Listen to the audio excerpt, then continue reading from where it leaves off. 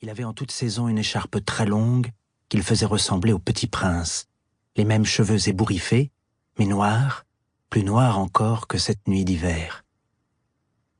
Pour Victoria, Joe serait à jamais le petit Joe, même s'il venait d'entrer en seconde. Car Joe sautait des classes avec la facilité extraordinaire des petites filles qui sautent à la corde. Il avait 3 ans d'avance. Il avait doublé Victoria quelques années plus tôt, entrant au collège à la fin du CM1, puis d'un saut de biche rebondissant en 5e au beau milieu de son année de 6e. Cela avait été si rapide que Victoria l'avait à peine vu passer dans sa classe. Un courant d'air. « Qu'est-ce que tu me veux, vaurien ?» dit-elle. « Pourquoi tu me suivais ?» Joe attendit qu'elle éloigne le crayon de sa gorge. « C'est toi qui as emporté le 3 Cheyenne ?» demanda-t-il. « Quoi ? On m'a dit que tu les caches chez toi depuis un mois. » Les yeux de Victoria s'allumèrent. Elle ne voyait pas du tout de quel Cheyenne Joe parlait. Mais elle sentit palpiter dans ses mots la volupté du mystère. Victoria avait toujours parfaitement fait la différence entre son imaginaire et la vraie vie. C'était même la conscience de cette différence qui lui faisait trouver la réalité si plate.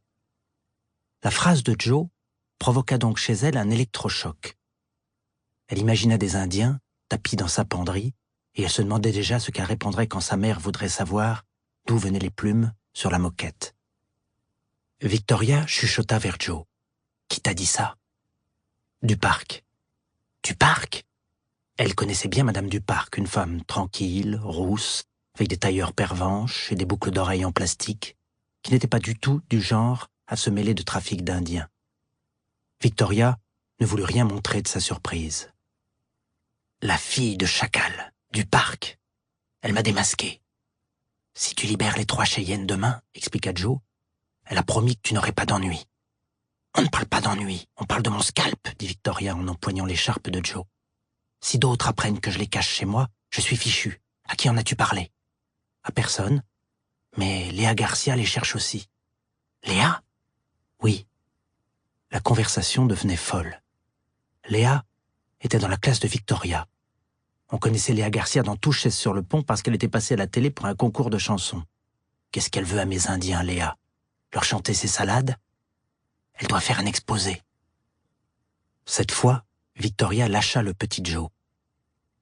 Elle détestait Léa Garcia et sa manière de se caresser les cheveux comme si elle était son propre caniche.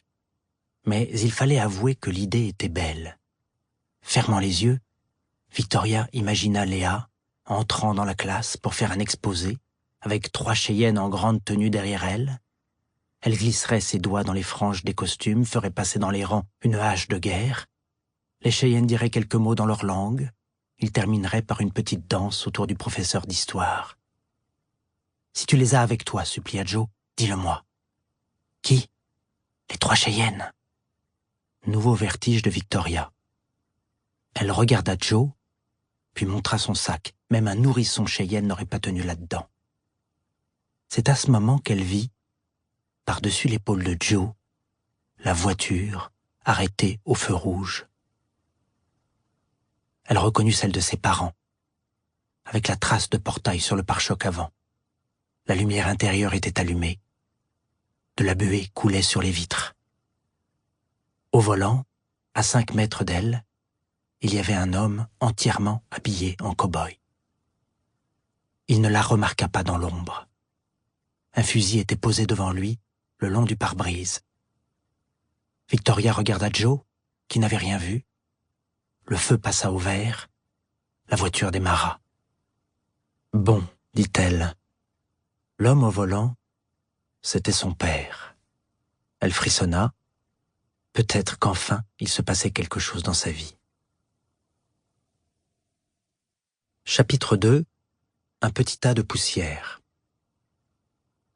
Le père de Victoria ne s'habillait pas en cow-boy. Jamais. Le père de Victoria était un employé sérieux. Et il travaillait dans le pâté. Il était chef de produit à la Manupadec, la manufacture de pâté et de conserve établie à 15 km de Chaise-sur-le-Pont, vers l'est. Un jour, Victoria avait furtivement vu entre 2 portes son père faire un petit pas de tango avec sa mère dans la cuisine. C'était la plus grande fantaisie que ses parents aient jamais commise devant elle, et Victoria y pensait souvent. Pour continuer à écouter ce livre audio gratuitement, cliquez sur le lien dans la description et vous pourrez l'écouter en entier sans frais grâce à l'essai de 30 jours d'Audible.